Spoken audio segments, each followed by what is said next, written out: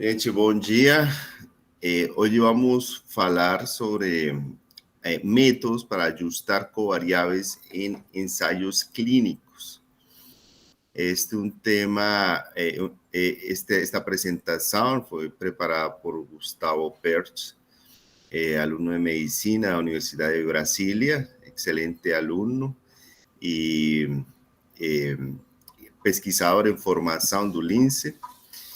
E é um tema super interessante e que nos desafia bastante, até pela mesma justificativa de desenvolver um estudo para comparar métodos de ajuste em ensaios clínicos. Só o fato de a gente pensar na necessidade de fazer ajustes em ensaios clínicos já nos leva a uma pergunta que é bem importante. É necessário fazer algum ajuste em este tipo de estudos, né?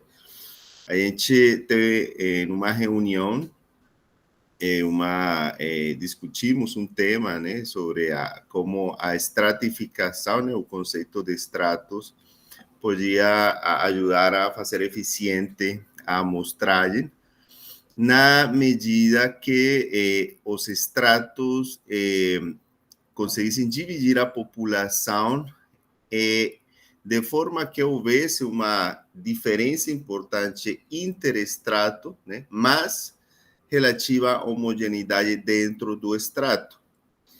E que se, por exemplo, a gente queria obter uma medida de resumo de uma média, uma proporção, né, alguma medida de interesse, algum parâmetro, esse extrato podia fazer, podia reduzir, né, essa estratificação podia reduzir a variância do erro, né, e o intervalo de confiança ia ficar mais estreito. Quer dizer que essa estratificação podia melhorar a precisão, né? E que isso também se extrapolava quando a gente avaliava a medida de associação. Então, às vezes, um preditor de um evento, ou um fator de risco para um evento, quando se ajustava por ele, podia levar uma redução da precisão, uma redução do erro, né? Quer dizer, um aumento da precisão, independente da justificativa de ajustar por essa variável ou não, do ponto de vista conceitual, para controlar confusão ou confundimento, né? Isso pode ir um pouco em conflito com algumas orientações que a gente faz, geralmente, que o ajuste esteja orientado basicamente por critérios conceituais, né? Controlar por causas comuns, basicamente, ou por variáveis que fechem vias alternativas de ajuste, né? Mas é um efeito estatístico, esse ganho de precisão, né? Que em grandes ensaios clínicos pode ser interessante para ganhar poder, né? Quer dizer, aumentar a precisão, pode haver um ganho de poder para identificar as associações de interesse. Então, em um ensaio clínico pode ser interessante esse ganho de precisão, que vai se traduzir em um aumento da probabilidade de identificar associações que estão sendo procuradas, né? Que estão sendo testadas. Quer dizer, um aumento do poder. Bom, Gustavo, muito obrigado por preparar esta apresentação. Por favor, fique à vontade. Eu que agradeço, professor. Se eu quiser também parar durante a apresentação, pode ficar à vontade. Obrigado, Gustavo. Então, esse foi um artigo, né, publicado na Trials esse ano, que fala justamente sobre o planejamento de métodos de ajuste de covariáveis em ensaios clínicos randomizados individuais, um guia prático. Então, primeiro surge, né, por que a gente realiza o que a gente pode fazer o ajuste de covariáveis. Bom, primeiro, o que é uma covariável? Nada mais é do que uma variável que é coletada na linha de base, ou seja, antes da intervenção ter sido realizada, que podem ter algum efeito prognóstico sobre determinado desfecho. Em estudos observacionais, controlar por covariáveis é bastante comum, já que nesse tipo de estudo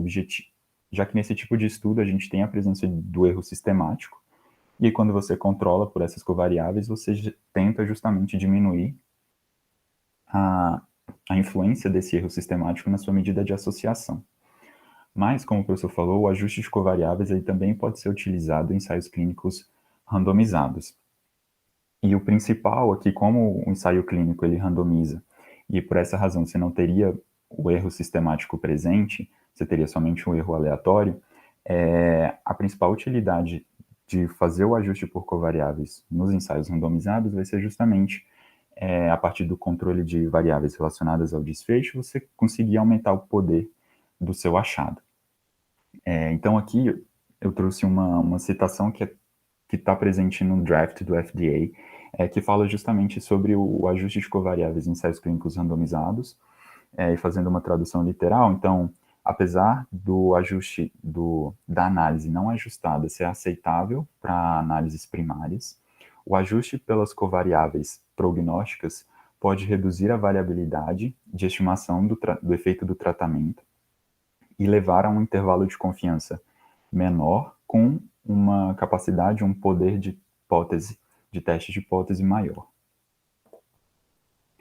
E aí o artigo em específico, ele começa falando que ele parte da premissa que controlar as covariáveis é algo positivo que deve ser buscado pelos pesquisadores. E aí surge uma dúvida de qual seria o melhor método de ajuste para a gente selecionar previamente a visualização dos dados. E isso é uma pergunta bastante importante. Porque você selecionar um método de ajuste após você visualizar os dados, você pode simplesmente ver qual método que mais se adequa, você coloca e testa cada um deles separadamente. Mas quando você vai estar diante de um ensaio clínico randomizado, você quer que tudo que você for fazer posteriormente esteja dentro do seu protocolo de estudo. E como você quer definir isso previamente, é importante você conhecer as características de cada um dos diferentes tipos de métodos de ajuste. Que eles vão ter algumas diferenças, e essas diferenças podem ter alguma influência no seu resultado final.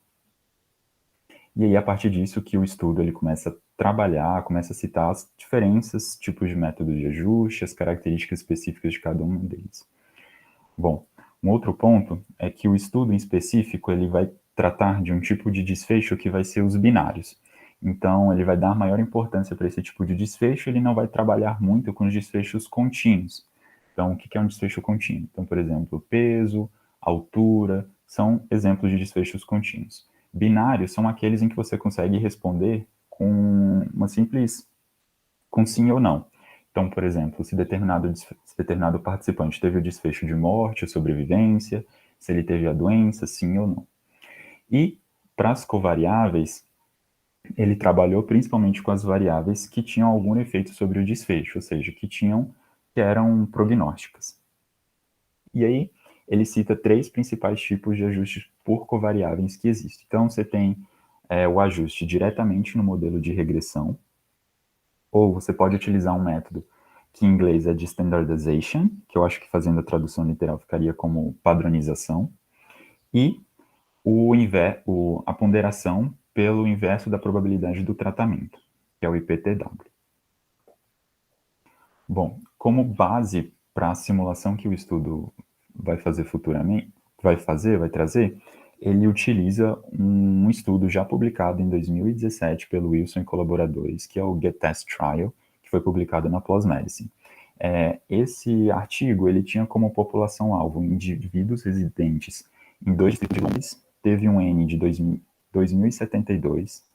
O desfecho do estudo era a presença de autorrelato de testagem para IST ou autorrelato de diagnóstico para IST, e aí era um desfecho binário, sim ou não.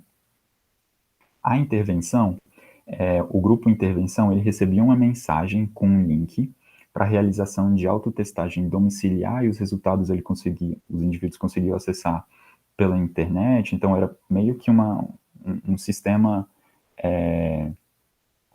virtual em que o próprio indivíduo marcava, recebia os testes em casa, fazia autotestagem, recebia o próprio diagnóstico, tudo baseado por serviços de internet. Ou os indivíduos que eram alocados no grupo controle, eles iam mais para o método tradicional. Então, eles recebiam uma mensagem, mas agora eles recebiam com os locais físicos para o indivíduo se deslocar e fazer a testagem. E aí esse foi o grupo controle. Foi feita uma randomização por minimização, em que foram levados em consideração o gênero, o número de parceiros e a orientação sexual dos participantes, e foi feito também um controle por covariáveis, em que as covariáveis foram o gênero, a idade, o número de parceiros, a orientação sexual e a etnia. Bom, então esse foi basicamente o estudo que serviu de base para fazer a realização da simulação. E agora o estudo... Uma coisa importante aqui é que essas variáveis, covariáveis, né, só faz sentido que melhorem a precisão na medida que sejam prognósticas, que sejam realmente associadas com o desfecho, né? E, logicamente, no contexto de um ensaio clínico, elas vão preceder a exposição, né? Quer dizer, está descartado que sejam mediadores ou que eventualmente possam ser efeitos comuns da exposição e do desfecho. Sim. De fato, na introdução, né, acho que numa parte falam que tipicamente, né, duas variáveis que frequentemente estão justificadas para ser ajustadas em ensaios clínicos são idade, né, e a gravidade da doença, né, que faz bastante sentido, né? Então, por isso também se vê com frequência que são variáveis pelas quais, por exemplo, se hace a randomização por bloco, não? Se criam blocos para balancear por essas variáveis. Obrigado, Gustavo. Bom, e aí o artigo ele começa a explicar um pouquinho mais sobre o que é sobre os diferentes métodos de ajuste de covariáveis. Então, como eu falei anteriormente, existem os 3 métodos: o ajuste direto, a padronização e a ponderação pelo inverso da probabilidade do tratamento. Então, o ajuste direto, ele nada mais se refere ao desenvolvimento de um modelo de regressão, que ele vai incluir tanto as variáveis de tratamento quanto as covariáveis. E para isso você não pode ter uma interação entre a intervenção e a covariável ou as covariáveis. Para o modelo de regressão, pode ser utilizado o modelo linear generalizado ou o modelo de Cox, e o efeito do tratamento e o erro padrão, eles vão vir diretamente do coeficiente que foi calculado no modelo de regressão. O standardization, que é o de padronização, você também vai utilizar um modelo de regressão para predizer o risco do desfecho, mas você vai fazer isso para tanto o exposto quanto para os não expostos e para cada nível de covariável. E você vai meio que, a partir da média das predições, gerar uma distribuição padronizada. Depois que você fizer essa padronização, tanto nos expostos quanto não expostos, você vai contrastar esses 2 grupos de forma a produzir medidas de associação padronizadas. Desculpa, Gustavo, um comentário da anterior. Bom, ajuste direto é simplesmente uma regressão. Aí, não é que a gente não possa incluir numa regressão um termo de interação ou interações entre intervenção e covariáveis, né? Pode.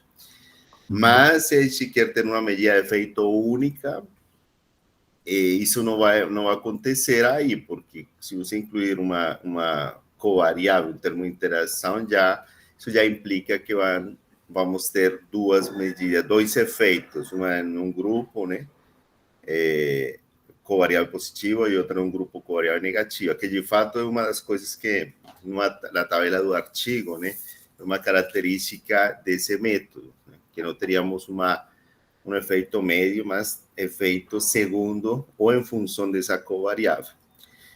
Não, só para esclarecer isso. Agora, sobre o seguinte método, que você menciona, talvez a estandarização, né, ou padronização, a gente utiliza o termo padronização também no contexto em demografia, por exemplo, a padronização de taxas, que é a busca de como a recriação de uma população hipotética, onde algumas variáveis, né, ou a distribuição de umas variáveis são pré-especificadas para controlar o efeito da idade, por exemplo, ou o sexo, né, ou algumas outras variáveis demográficas, para controlar as diferenças que possam haver entre populações e poder fazer comparações entre elas, né?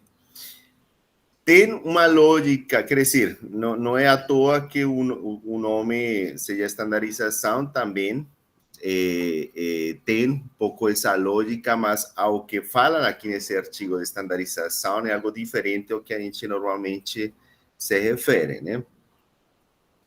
Então, basicamente, aí o que procura, né, a partir das covariáveis, estabelecer qual seria como situações nas quais se reproduzam essa distribuição de covariáveis e estimar qual seria o efeito do tratamento se todo mundo fosse tratado e comparar versus se ninguém fosse tratado, né?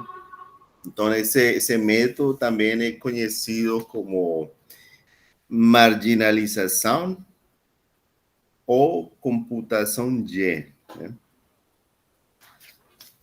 Então, são outros nomes pelos quais é conhecido esse método. Pronto, Gustavo, por favor, continue. E aí o terceiro vai ser a ponderação pelo inverso da probabilidade de tratamento, que é o IPTW, que ele é metodologicamente igual ao score de propensão, ao propensity score, mas aqui as motivações para você realizar ele são diferentes do score de propensão. Então ele vai utilizar dois modelos. Então no primeiro, a partir dos valores das covariáveis, você vai utilizar a probabilidade, você vai fazer, né, a probabilidade de randomização para o braço que os indivíduos foram inicialmente randomizados. E você vai contrastar com os braços de tratamento, fazendo a ponderação de acordo com o inverso da probabilidade do tratamento que foi estimado pelo primeiro modelo. Com isso, é criado uma pseudopopulação em que a distribuição das covariáveis vão ser semelhantes entre os dois braços da intervenção. Você quer comentar alguma coisa, professor, desse método? Não, isso sim, exatamente uma das aplicações do Propensity Score é a partir da ponderação pelo inverso da probabilidade de receber o tratamento. Aqui é a mesma coisa, mas eles até comentam que isso é o procedimento o mesmo, né? Uhum. Mas o propósito é diferente, porque aqui a alocação foi aleatória, então não deveria haver uma relação causal entre cada uma das covariáveis e receber o tratamento, mas pode haver diferenças. Então, aqui o propósito é tentar reduzir ou controlar, né, todas essas diferenças, ponderando a probabilidade de ter recebido o tratamento, sabendo que foi ao acaso. Então, acho que o propósito é um pouco diferente, conceitualmente um pouco diferente, mas metodologicamente é a mesma coisa que utilizar um propensity score, né? Uhum. Ver, né, identificar as associações entre as covariáveis e o tratamento, fazer uma predição, né, com essa função e com essa probabilidade, né, o inverso disso, colocar como peso para fazer a estimativa, né? Eles até comentam que poderiam ter explorado outras formas de utilizar o propensity score, que a gente, como, por exemplo, o mesh, né? Mas sabemos que esse é um problema desse método, é a perda que pode perder observações se não se encontra o par, né? Para cada uma das observações, para cada um dos tratamentos, seu par, né? Ou vice-versa. Então, isso não seria uma coisa eficiente. Imaginem você fazer um ensaio clínico, né? Tratar pessoas, de voluntários allí, voluntários que estão recebendo um tratamento e excluir depois da análise. Isso é uma coisa que não parece lógica. Então, por isso focaram neste método. Obrigado, Gustavo. Nada. Aí ele traz alguns comentários sobre os métodos. Então, assim, a forma como você vai fazer o ajuste direto, a padronização e o PTW podem surgir, você pode fazer ele por diferentes técnicas. Nesse artigo em específico, o ajuste direto, ele utilizou o modelo linear de regressão, modelo linear generalizado, utilizando funções link, e para estandarização e para o IPTW, ele utilizou os modelos de regressão logística. Bom, e agora ele parte para outra discussão que fala sobre as medidas de associação. E aí ele traz qual que seria a melhor medida de associação para ser utilizada em um ensaio clínico, correlacionando, claro, com as medidas de ajuste. E ele fala que a escolha ele deve ser baseada tanto na facilidade de interpretação quanto o quanto a sua medida de associação representa bem a amostra. E aí ele traz as principais medidas de associação utilizadas em ensaios clínicos. Então, para desfechos contínuos, a gente pode utilizar a diferença média, as binárias, a diferença do risco, o risco relativo, o odds ratio, e as que têm tempo para eventos, o hazard ratio, e a diferença do tempo médio de sobrevida restrito. Bom, e aqui ele traz um outro conceito, que é o conceito de colapsabilidade. Então, o que é isso? Então, imagina que a gente tem uma amostra de um determinado estudo, e aí a gente vai fazer a medida de associação desse compilado de dados. Então, quando eu fizer a medida de associação, eu vou ter a medida marginal. Se eu pegar esse grande grupo, e dividi-lo em estratos, se eu fizer a medida de associação de cada um desses estratos, eu vou ter as medidas condicionais. E aí, quando a medida condicional ela coincidir com a medida marginal, eu vou ter uma medida de associação que é colapsável. Se essas duas medidas elas não coincidirem, eu vou ter uma medida de associação não colapsável. Eu vou trazer um exemplo nos próximos slides, mas aqui a gente consegue perceber que as duas medidas de associação que não são colapsáveis é o odds ratio e o hazard ratio. Então vamos pegar aqui um exemplo do que seria a não colapsabilidade. Então aqui a gente tem uma amostra, uma amostra que está uma amostra total, e a partir dessa amostra total foi subdividida em dois estratos, o extrato A e o extrato B. Então, se a gente fizer o cálculo do odds ratio no substrato A, então se a gente pegar o produto cruzado, então 9 vezes 5, 45, dividido por 5 vezes 1, 5, 45 dividido por 5, 9. No extrato B, 5 vezes 9, 45, 5 vezes 1, 5, 45 dividido por 5, também 9. Só que se a gente somar esses dois extratos e agora fizer a medida marginal, que seria justamente a medida dos dois extratos juntos, se a gente pegar 14 vezes 14, 196, 6 vezes 6, 36, 196 dividido por 36, 5,4.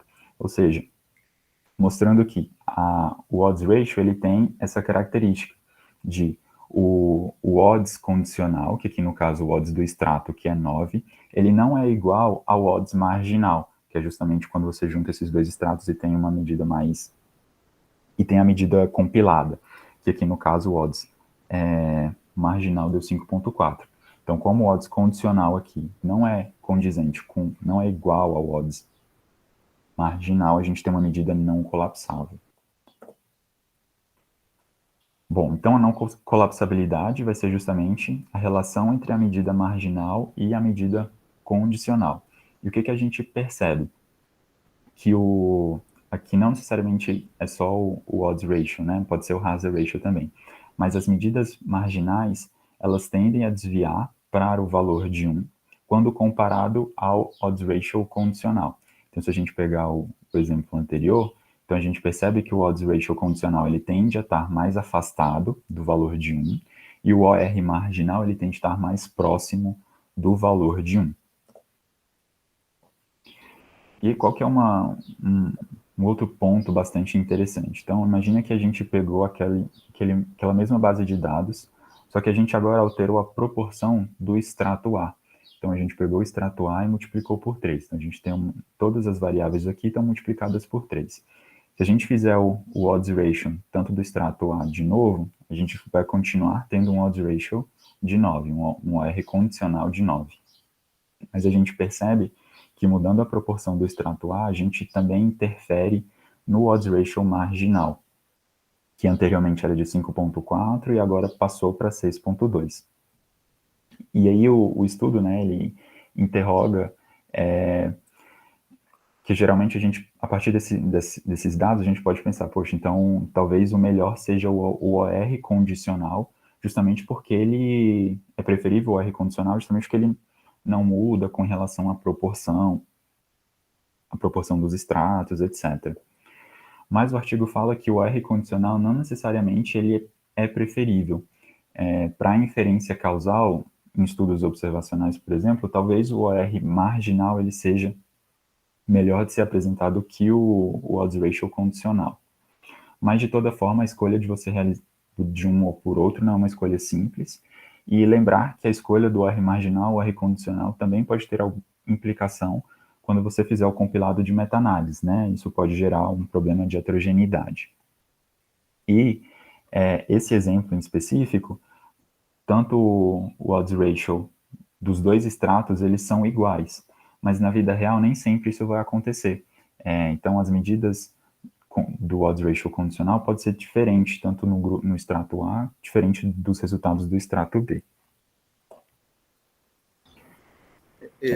Um comentário aqui, Gustavo.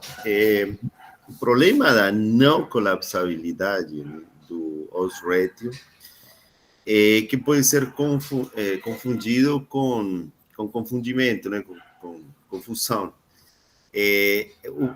Isso que acontece de que quando se ajusta por uma variável, muda esse OR ajustado, é diferente do R marginal, pode acontecer em ausência de confundimento, confusão. Que isso é o crítico, né? Esse é o problema, porque alguém poderia pensar, que eu ajustei mudou o odds ratio. É porque tinha, né? Talvez a variável uma causa comum, era, né, confusão ou confundimento. Mas não, existe uma característica do odds ratio é que se ao ajustar se consideram, se estabelecem como estratos o subgrupo da amostra onde a frequência do desfecho é maior, então isso vai levar aos ratios grandes só pela frequência do evento. E quando fizer, né, o método estabelecer um odds ratio ajustado, essas medidas, vou chamar assim, infladas, vão puxar essa medida ajustada, né, do odds ratio.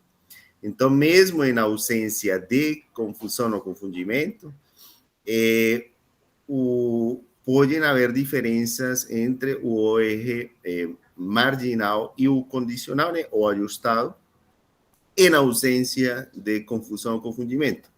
Que esse é o problema sobre o qual, né, tem alguns artigos bem interessantes, né? Tem uns artigos de Greenland, em Journal Clinical Epidemiology, tem uns artigos ele explicando de forma bem didática esse problema da não colapsabilidade. Acho que a gente já comentou esses artigos em outra reunião.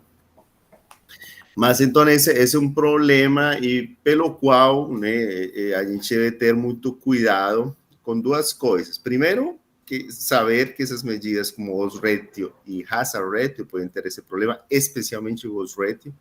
No hazard ratio é menor, mas no odds ratio é bem evidente. E que quando você começar a ajustar por várias covariáveis, pode induzir esse problema, né? Porque aí vai criando alguns compartimentos onde a frequência do desfecho pode ser muito alta, levar a odds ratios grandes que puxem essa medida ajustada, né, para longe do valor nulo, né? Então, esse é o problema. Obrigado, Gustavo. Por favor, continue. Está ótimo. Aí o artigo ele também traz uma outra questão que se refere aos ensaios clínicos de não inferioridade. Então, o que é um ensaio clínico de não inferioridade? A gente está mais acostumado a ver os ensaios clínicos de superioridade, né, onde a intervenção ela tem que estar acima do efeito nulo, e se ela estiver acima do efeito nulo, o tratamento ele vai ser superior ao standard. Nos ensaios de não inferioridade, você, a partir do valor nulo, você define uma margem de não inferioridade. E se o seu estudo, se a sua intervenção, ela tiver entre o valor nulo e essa margem de não inferioridade, você fala que a sua intervenção, ela é não inferior. E é justamente o que define essa margem de não inferioridade. Então, quando é utilizado medidas não colapsáveis, é sempre importante avaliar se esse valor de margem de não inferioridade, o delta, se ele foi definido em valores marginais ou condicionais. Por quê? Imagina que existe um estudo de não inferioridade que está utilizando o hazard ratio. Se esse valor de delta ele for definido por uma variável condicional, a gente vai ter valores que vão estar mais afastados do valor nulo, como a gente viu nos exemplos anteriores, né? Então, o condicional está mais afastado e o marginal está mais próximo do valor nulo. Então, se esse delta ele for definido com uma variável condicional, pode ser que os valores estejam mais afastados do valor nulo, e com isso você pode ter uma perda de poder no estudo. Bom, e aí o estudo traz que quando a gente está diante de um ajuste direto, a gente sempre vai utilizar medidas sumárias condicionais. No Standardization e PTW, vão utilizar medidas marginais. No Standardization, quase sempre vão ser medidas sumárias marginais, e no IPTW, sempre vão ser medidas sumárias marginais. Um ponto importante é que esses dois últimos métodos, o Standardization e o PTW, eles são raramente utilizados em ensaios clínicos randomizados e são mais comumente vistos em em estudos observacionais. A razão disso, né, então, o artigo traz justamente essa aspas, que a target trial will always target a marginal summary, ou seja, um ensaio clínico sempre deve, que é uma crença, né, dos pesquisadores, que um trial ele sempre deve procurar uma medida marginal.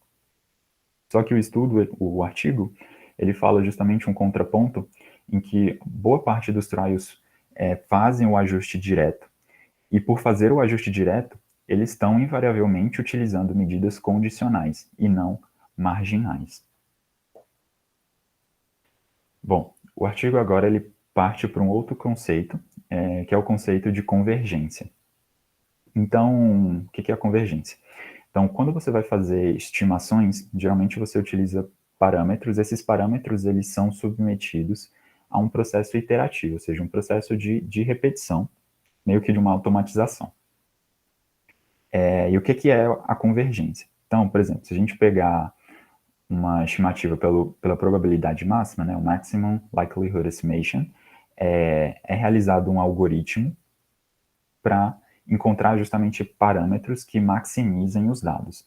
Quando o algoritmo ele encontra meio que um valor máximo, é dito que o algoritmo ele convergiu. Então, se você não consegue atingir esse valor máximo que seria predito pelo algoritmo, é dito que houve uma falha em convergir. Não sei se ficou muito claro. a definição. Bom, acho que está muito bem. A única, eu geralmente nas aulas falo um pouco diferente, né? É procurar os parâmetros da regressão, né? O programa procura os coeficientes que levem a que os valores preditos sejam mais parecidos com os observados dentro dos dados, cheguem nesse máximo. O problema é que, às vezes, e isso acontece bastante com a regressão lobinomial, às vezes não encontra valores lógicos porque, como o desfecho está, que seja, as probabilidades vão entre 0 e 1, às vezes existem predições que saem desse intervalo, né? Predições acima de 100% em alguns subgrupos de observações.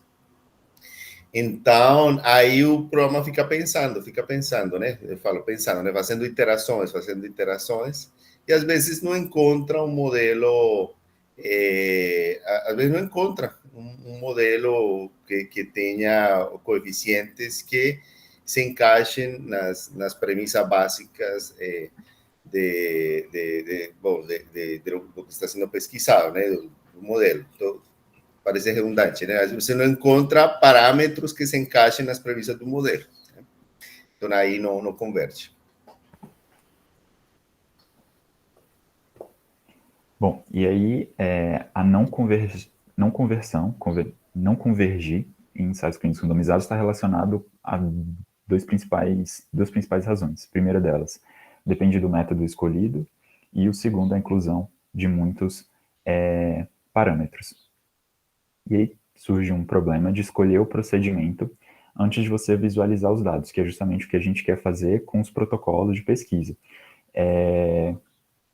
Qual que é o problema disso? Se você escolhe algum modelo no seu estudo, no seu protocolo, pode haver o risco de, depois que você visualizar os dados e correr o algoritmo, tem o risco de do programa não convergir, do algoritmo não convergir. Então, essa é uma questão bastante problemática sobre a possibilidade de não conversão desses algoritmos. Bom, uma outra questão que é justamente a eficiência, a precisão e o poder. Então, essas são as principais razões para fazer o ajuste de covariáveis em ensaios clínicos randomizados. Mas lembrar que se a covariável ela não for prognóstico, se você tiver um N pequeno, o ajuste ele pode fazer o contrário. Ele pode gerar perda de precisão.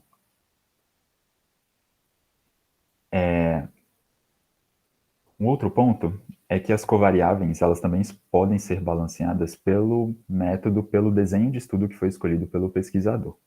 Então, os métodos mais comuns de você fazer o controle por covariáveis a partir do desenho de estudo é quando você escolhe um modelo de randomização ou em bloco ou em minimização. E qual que é o problema de você fazer isso? É que você sempre tem que levar em consideração o esquema de randomização, porque isso pode gerar uma estimação, que a estimação do erro padrão pode se tornar enviesada e com isso produzir intervalos de confiança largos. O outro problema é a estimação da variância. Algumas fórmulas de variância elas são aproximações e outras vão ser assintóticas. E aí no modelo de ajuste direto, as fórmulas de variância elas vão estar disponíveis para todos os modelos utilizados, o que não é verdade para os modelos de estandarização e o IPTW. Na estandarização, você pode gerar valores de P, intervalos de confiança discordantes, e o IPTW, ele utiliza valores de erro padrão robusto, mas você pode ter alguns problemas quando você está diante de amostras pequenas. Sobre o manejo de dados faltantes, quando o dado faltante é uma covariável. Então, se você estiver diante de uma probabilidade de dado faltante que depende só do braço randomizado, se você realizar o Complete Case Analysis, que é basicamente só fazer análise dos indivíduos que têm todas as covariáveis disponíveis, se você fizer essa metodologia, você pode ter um resultado que é eficiente e não enviesado.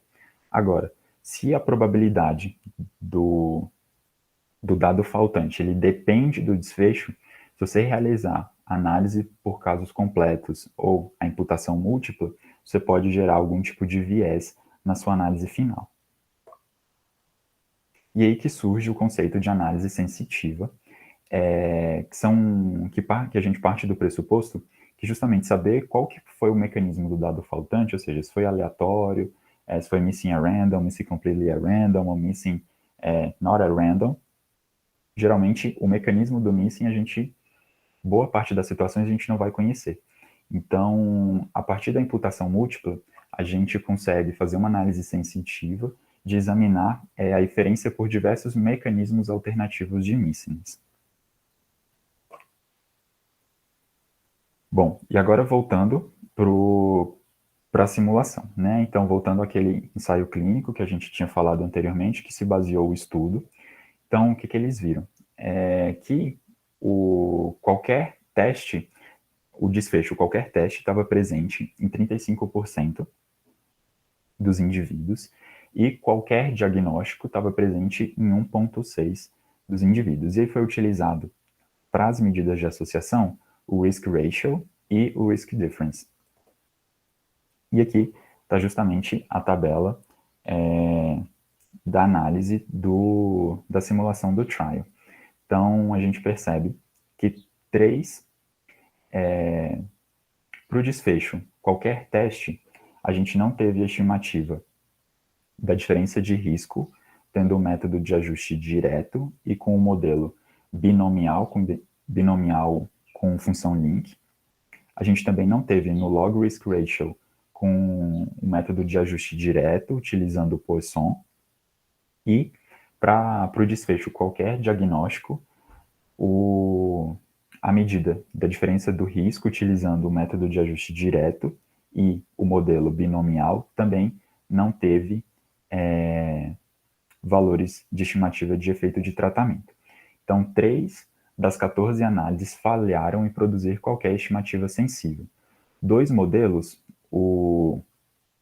pelo modelo binomial de diferença de risco, foi devido à não convergência.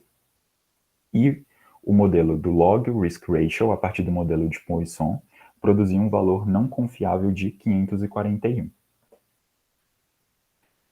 Dos métodos que convergiram, os valores estimados eles foram bastante semelhantes e a principal diferença foi para o desfecho N diagnosis, ou seja, qualquer diagnóstico, utilizando uma metodologia de complete case e com o log risk ratio. Os valores no ajuste direto e standardização tiveram valores superiores aos do IPTW. Isso ocorreu por conta da covariável homens que têm relação com homens, e quando essa covariável foi retirada, você teve uma normalização do valor do efeito do tratamento. Bom, agora partindo para a discussão, então, o ajuste direto ele é o método mais comumente utilizado em ensaios clínicos randomizados. O método de padronização e o IPTW, eles são comumente utilizados em estudos observacionais, mas eles devem ser melhor utilizados pelos pesquisadores que fazem ensaios clínicos randomizados. O ajuste direto, a gente viu que ele é um pouco instável com o uso do risco relativo e da diferença de risco. E lembrar que os dados contínuos eles não sofrem influência dos fatores relacionados à colapsabilidade. E lembrar que em ensaios clínicos de não inferioridade, o valor da margem e a medida do desfecho eles devem ser padronizados. E aí os autores fazem uma recomendação que, por conta de que o valor do delta quase nunca ser definido como um odds ratio condicional, é preferível você utilizar as metodologias de standardization ou IPTW, justamente que utilizam como método medidas marginais. E aí os autores concluem que nenhum dos 3 métodos de ajuste de covariáveis é perfeito, e aí a escolha vai depender do contexto do estudo, e que a padronização e o IPTW eles são poucos utilizados em ensaios clínicos randomizados, mas eles possuem muitas vantagens e deve ser levado em consideração quando a gente estiver querendo fazer o ajuste em ensaios clínicos randomizados. Por isso, muito obrigado. Gustavo, excelente, eu que agradeço. Você podia voltar 2 slides? O anterior? Sim. Ok. Perfeito, Gustavo. Excelente apresentação, excelente resumo. Eu queria fazer alguns comentários. Assim que este artigo tem conceitos que eu considero avançados, né? Você fez um excelente resumo mas este artigo também deve levar a implicações práticas, né, para a gente, né? Então, uma das coisas que acho que vocês deve ficar bem claro para todos é que existe, embora a gente promove que o ajuste por todas as variáveis esteja justificado em um desenho causal, né, em uma estrutura conceitual, existe sim uma justificativa estatística de controlar ou de ajustar por variáveis, mesmo que não mude na estimativa pontual, com base no efeito estatístico de reduzir o erro aleatório. Mas nem sempre incluir covariáveis vai ter esse efeito. Apenas quando essas variáveis realmente são fatores pronósticos, né? E que, logicamente, não afetam conceitualmente o propósito, quer dizer que não são mediadores nem colisores, né? E tem uma coisa que é importante, que esse ganho de precisão se vê com importantes tamanhos de amostra. Quando existem, por exemplo, poucos eventos em relação ao número de covariáveis, pode acontecer um problema e é o sobreajuste, né? O sobreajuste pode levar ao efeito contrário e é que os erros se inflem, né? Então, ao invés de ganhar precisão, se perde precisão, né? Então, nem sempre esse uso de covariáveis ou esse ajuste está justificado. Nem deve ser feito, né? Então, é uma mensagem que eu acho que é importante que fique aqui a partir desta reunião. Agora, o estudo, esse trabalho é rico em vários conceitos, fala da colapsabilidade, eu acho que está melhor escrito, né, nesses artigos que eu comentei de Greenland, né? Mas comenta algumas implicações desse fenômeno de não colapsabilidade. E tem um assunto muito interessante aí, que me interessou muito, é o tema das interações, né? E uma dúvida que eu tive, né, nos últimos anos em relação a como lidar com essas interações estatísticas, se a gente realmente estar meio que obrigado a considerar, né, quando a gente quer ter uma medida de efeito global.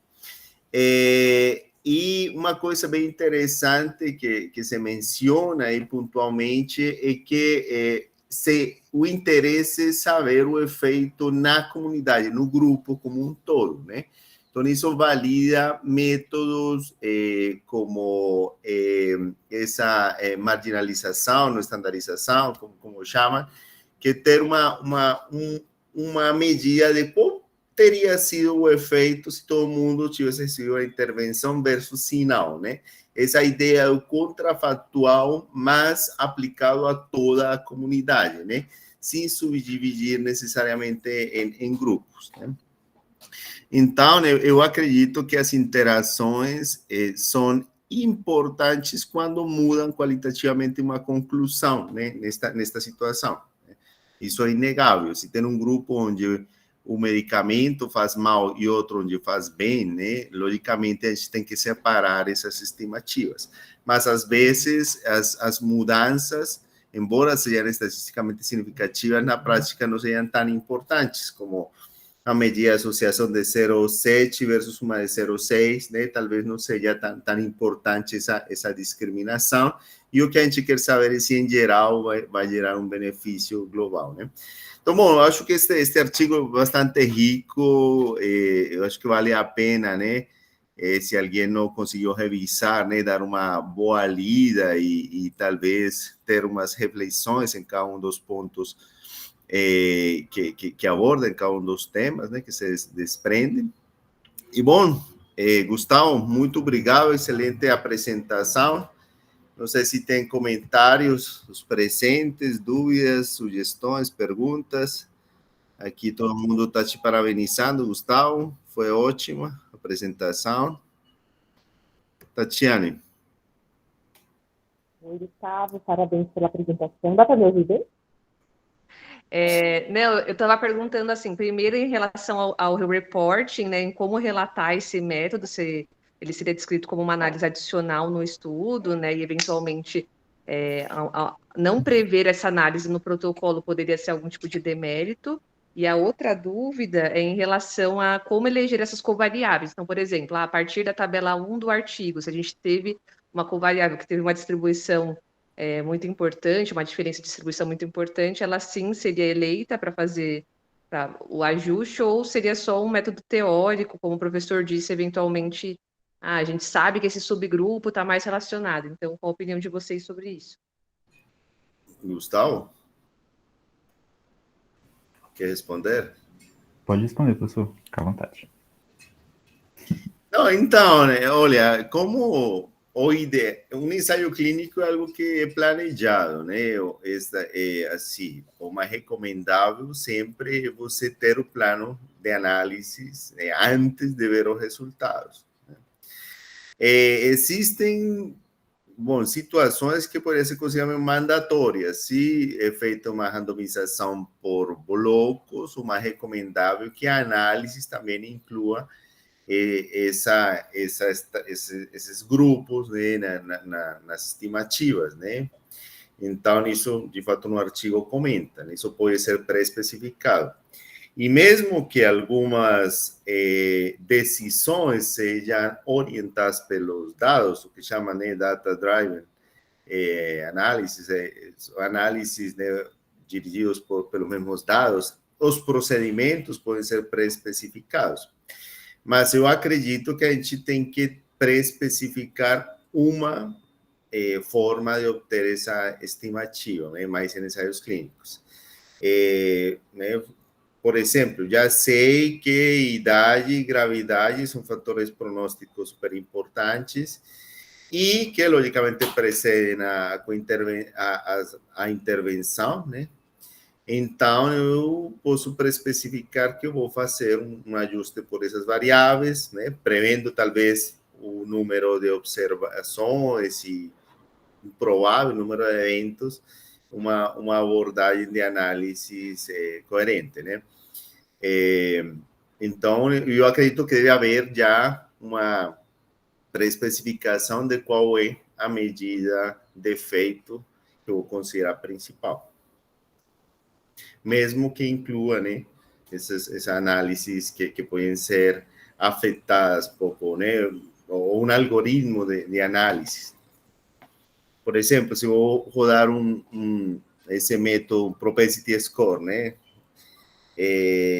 logicamente, eu não sei qual vai ser a probabilidade, né, associada a cada uma das observações, mas os procedimentos para chegar até lá, se eu posso especificar. Obrigada, professor. Bom, gente, excelente tema, muito interessante. Gustavo, você fez uma excelente apresentação, muito obrigado, viu? Eu que agradeço, professor. Tá bom, gente, então, a próxima semana vamos falar, né, com o João sobre análise de sensibilidade.